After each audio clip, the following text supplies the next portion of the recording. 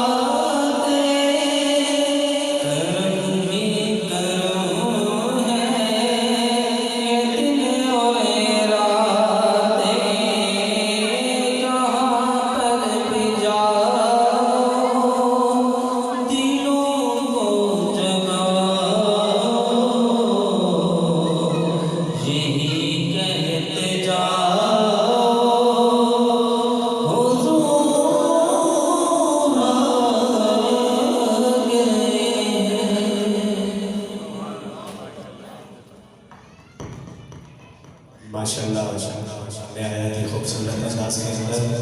आका मौला की बारगाह के अंदर हदीया नात पेश कर रहे थे मोहम्मद उमर ज़मान साहिब। रब कायनात की बारगाह के अंदर दुआ है कि रब ताला इनके इल्म व अमल आवाज़ के अंदर मज़ीद बरकत अता फरमाए और बिला तख़ीर सबज़ादा वाला शान मोहम्मद इलियास रज़ा सत्तारी साहब से इल्तिमास गुज़ार हो कि वो सामने आए और आका मौला की बारगाह में हदीया